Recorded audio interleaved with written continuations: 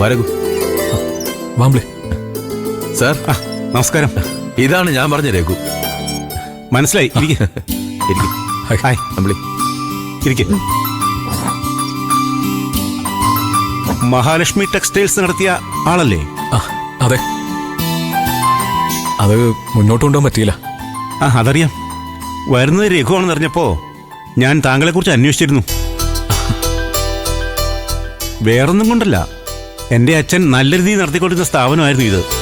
അത് കൈമാറുന്നത് ബിസിനസ്സിനെ സീരിയസ് ആയിട്ട് കാണുന്ന ഒരാളാവണമെന്ന് എനിക്ക് നിർബന്ധമുണ്ടായിരുന്നു. എനിക്ക് മനസ്സിലാവും. സത്യം പറഞ്ഞാ ഇതെനിക്കൊരു പിടിവള്ളിയാ. നഷ്ടപ്പെട്ടൊക്കെ നേടിയെടുത്ത് ജീവിതത്തിലേക്ക് തിരിച്ചു വരാനുള്ളൊരു അവസാന ശ്രമമെന്ന് തന്നെ പറയാം. ഈ സ്ഥാപനം നിങ്ങളെ ഒരിക്കലും ചതിക്കില്ല. അത്രയ്ക്ക് നല്ല പേരുള്ള സ്ഥാപനം ഇത്. പിന്നെ ഞാനിത് വിൽക്കാൻ തീരുമാനിച്ചത് വേറൊന്നും കൊണ്ടല്ല. എനിക്ക് വിദേശത്തുനിന്ന് നല്ലൊരു ഓപ്പർച്യൂണിറ്റി വന്നിട്ടുണ്ട്.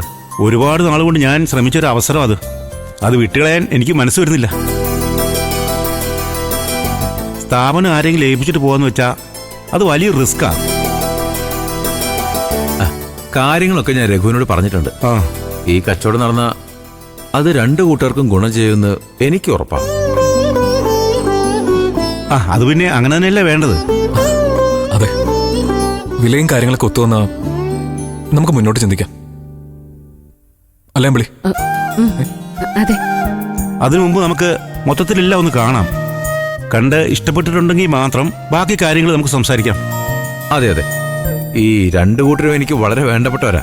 അതുകൊണ്ട് രണ്ടുപേർക്കും നാളെ നഷ്ടമായെന്ന് ചിന്തിക്കാതെ നല്ല സന്തോഷത്തോടു കൂടി തന്നെ മുന്നോട്ട് പോകാൻ പറ്റണം. ഏതായാലും നമുക്ക് കമ്പനി ഒന്ന് കാണാം. ആയിക്കോട്ടെ. ഓക്കെ, വാംബ്ലി നിങ്ങൾ വാ.